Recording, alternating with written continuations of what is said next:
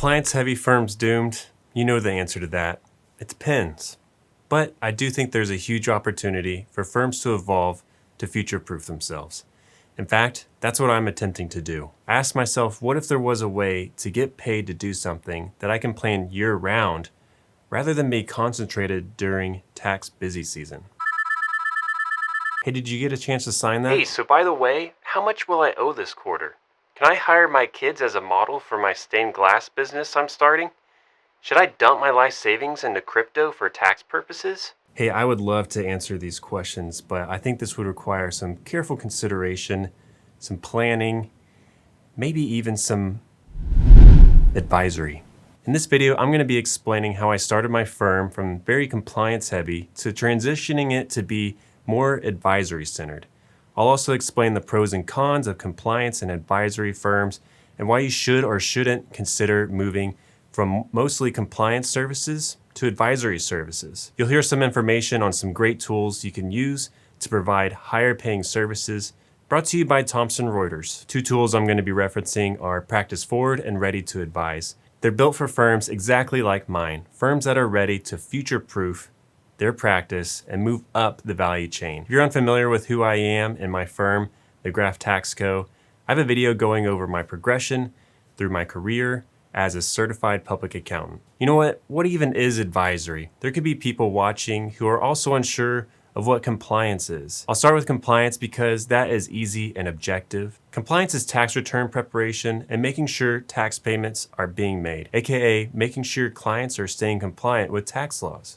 Pretty easy to follow. Advisory is more vague, but it can be simplified down to giving advice such as tax consulting, tax planning, financial analysis, financial retirement planning, maybe even financial workflow management. Advisory also goes hand in hand with compliance. Like, I don't think you would offer advisory services if you weren't also offering compliance services, unless you're a super shady tax strategist. Compliance, compliant, advisory, advice.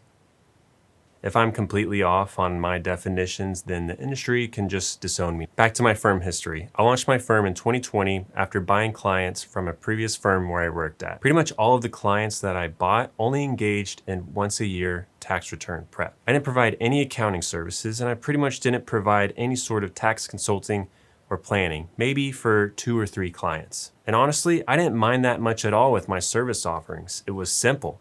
All I had to focus on was cranking out tax returns. The downside was that all of my work was pretty much concentrated from January to April. And after that, it was just handling extensions here and there. This meant that most of my revenue was earned from January to April, and once a year work only allowed surface level relationships with my clients. I was making pretty good money while still being compliance heavy. My rates for preparing tax returns quickly shot up as I realized I was at capacity and was working way too much during tax season. I used pricing as a lever to control the flow of new clients. If I was getting too many new client meetings, I would just raise my rates, and I did this for years, and I'm still doing it. Currently, my pricing for personal tax returns is $1,500, and business entity returns are at $2,200. When I first started my firm, my rates were less than half of that. I've pretty much consistently had around 150 clients or tax projects each year since I started my firm. I might work with fewer and fewer clients, but my price per project is increasing. I raise prices partially because the alternative is locking them all in a room and force them to play dodgeball until 150 survive. My professional liability didn't like that idea. Through my experience working with clients of all types, I started to see pain points and opportunities to help them with taxes outside of just preparing their tax return. What that looked like was clients would ask me questions like, can you help me reduce my tax liability this year? Or can you help me plan for retirement? And I realized those weren't just compliance questions. They were opportunities for strategic advisory. There are services that your clients want, but there are also services that your clients need to get what they want. It can be hard to bridge that gap or have them connect the dots the same way you do. I used to think advisory meant inventing all these services from scratch, that every client is a unique one-off case. But with Thomson Reuters Ready to Advise and Practice Forward, you don't have to start from a blank slate every time. Thomson Reuters has spent over 3 decades perfecting the use of AI software and tax workflows. That experience is what makes Ready to Advise so powerful. It takes your client data and instantly turns it into personalized planning ideas. Ready to Advise helps find relevant tax strategies, creates reports that communicate the impact of those strategies, guides you on how to execute the strategies with the help of Checkpoint, and provides help from the Q&A chat regarding tax planning questions. Practice Forward backs everything up with proven pricing strategies and coaching. You'll get tools to implement proven sales processes, define your service offerings and pricing, standardize and support advisory service delivery, and transition existing clients to advisory relationships. I started offering tax advisory in the form of year-round access to me for quick questions. You know, those questions that only take a minute to answer, tax projections and tax planning. I have different packages with different variations of those advisory services. The thing is, when I do tax planning meetings, there's not much value presentation. I present the numbers and tax implications, but the communication always feels like it's lacking. More recently, I've wanted to focus more on working with business owners. The big reasons for this are because I can provide monthly accounting services, and usually business owners need some help with tax planning. Well, you can't have good tax planning without good numbers. That's what I try to tell my business clients. Want to save on taxes? Well, you got to pay me more money to make sure we know how much money you're making. My favorite type of service offering is where I can provide great value so clients can potentially save a lot of money in taxes and maybe even inject some of my own experiences and insights as a fellow business owner.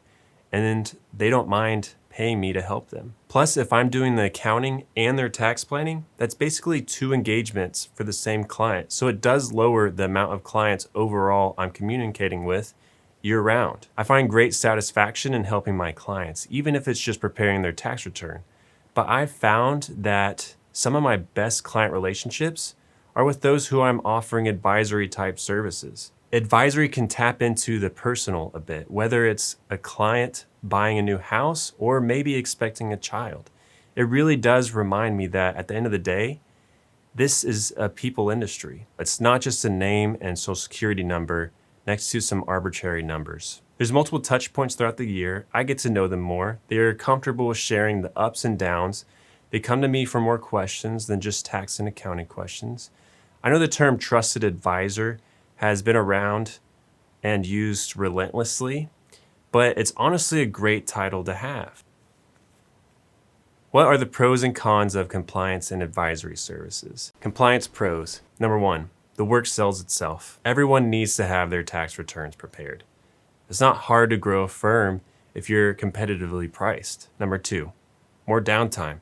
Depending on when you focus your work on tax returns, usually there are summer lulls and then lulls after the October deadline up to the new year. I don't know about you, but I like spending time with my family 3.5 months out of the year. My first tax season felt like I came back from a misdemeanor prison sentence. Number 3, you can charge a lot of money for work that doesn't take long to do. That doesn't mean you don't spend a lot of time on admin or education, but once you have those nailed down, preparing tax returns produces a high profit margin profit rate. Number 4, with advancements in OCR and AI, routine tasks like checking whether check number 24 was written to partner 1 or partner 2 are handled automatically.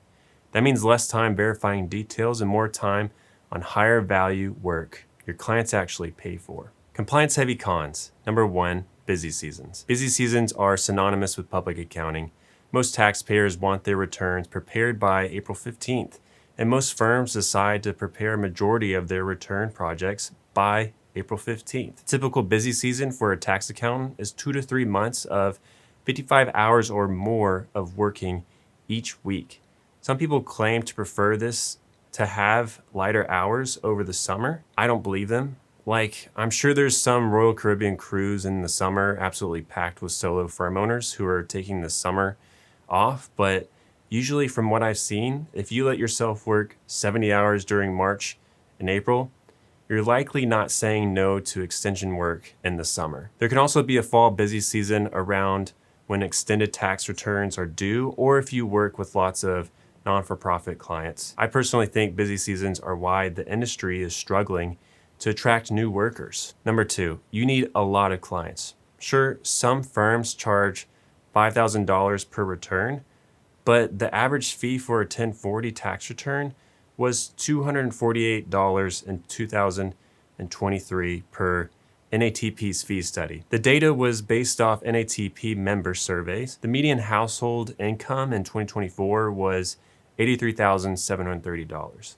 To get that much income, you'd have to prepare over 300 returns, most likely over 350 if you think about costs to operate a firm. Number 3, admin. Working with a lot of clients creates a lot of moving parts. There's document processing and there's communication around gathering tax information. Like I said in the pros part, software and AI can help alleviate the pain of this, but there's still the need for human interfacing, and compound this across potentially hundreds of clients, it adds up quickly. The less clients you have to coordinate with headcount-wise because they're with you for more than one service, the less admin back and forth you got to constantly manage. You should have seen the absolute minefield my inbox was during the COVID years, first few years of my firm. Number 4, AI shift. With the way AI is developing, it's increasingly likely that AI tools will prepare simple, compliance-heavy returns. That's not necessarily bad news. It's a signal to the low complexity work we relied on is changing, and it's probably a good thing for the industry. It'll push firms like mine to lean more into advisory, strategy, and interpretation, the things software can't replace. For now, if AI can handle a basic W-2 and 1099, our value comes from how we think, not just what we file. Advisory pros. Number 1, better client relationships. Who is going to like you more?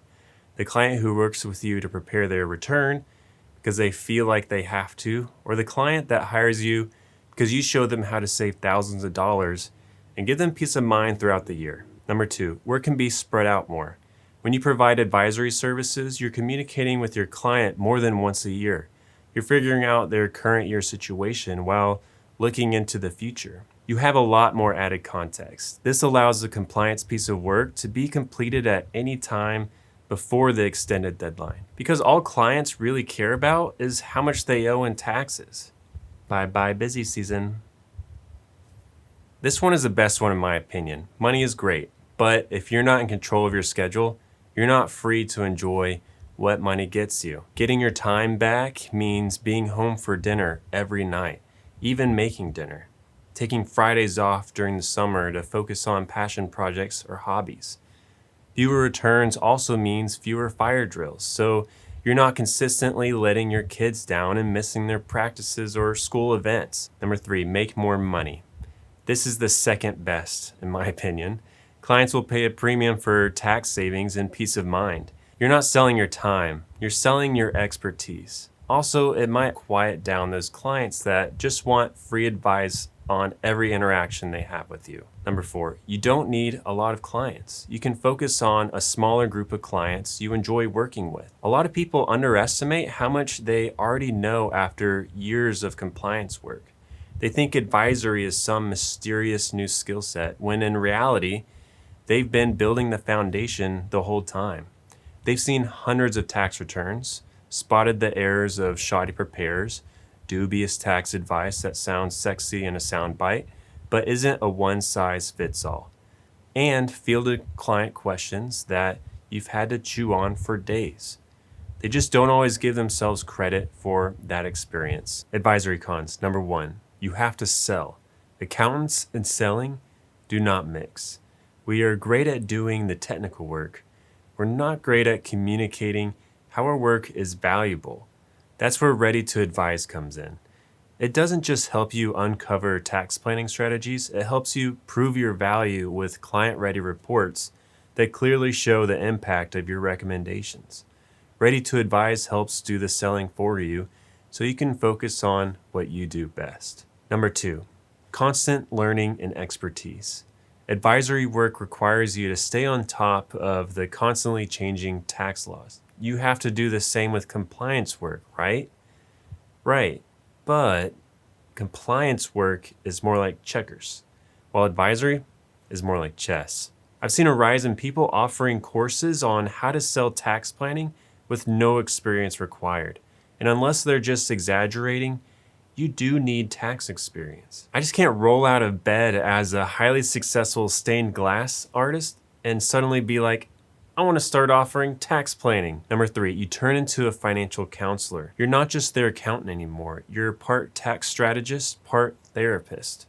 You have to learn how to navigate emotions while providing sound advice. Some of these client calls I'm taking to my grave, and I'm not even going to talk about them in my memoirs. Number 4, pricing complexity. This blends into number 1 a little bit. You have to figure out the value you're creating for the client, and every client is different with different variables. To me, it seems like advisory is better.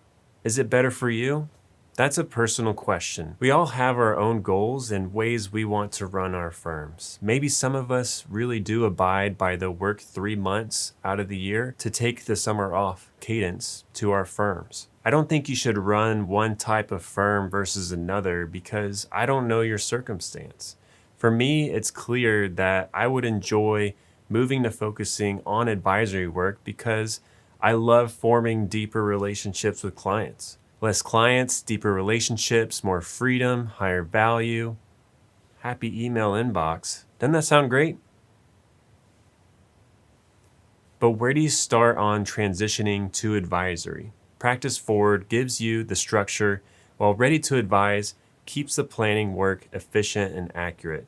Together, they bridge the gap between what your clients want and what they actually need, giving you the confidence to lead with strategy, not just service. If you're curious about moving beyond tax prep, check out Practice Forward and Ready to Advise. They're designed to help you simplify complexity, get paid for your expertise, and create a business that supports a firm that doesn't burn you out. Get some free tools from Practice Forward using the link below. Tools include a prospect questionnaire, client evaluation form, and a sample sales process for prospects. Let me know what is keeping you from focusing more on advisory in the comments below. Thank you for watching.